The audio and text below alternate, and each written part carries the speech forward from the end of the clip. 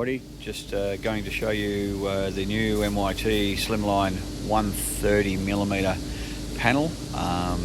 People are asking, is it possible if there was a damaged blade or torn or scratched, or for whatever reason they need to change a louver, and I'm going to show you how to change a louver. So this is just a little sample panel here with some blade locks, independent blade lock here, one at the end, and this is a elevated blade lock, so you could actually order a vertical panel and elevate your blade lock up to around about a 900 height if it's more convenient to operate, instead of bending down around your ankles to get to the blade lock right down near the ground. So being back, this has actually got the MYT Supatilt in it, so you'll see in here there's a distinct blade tensioning device here that's actually built in. There's a patented device in here, and this actually has also a rack overrunning in here called Supatilt.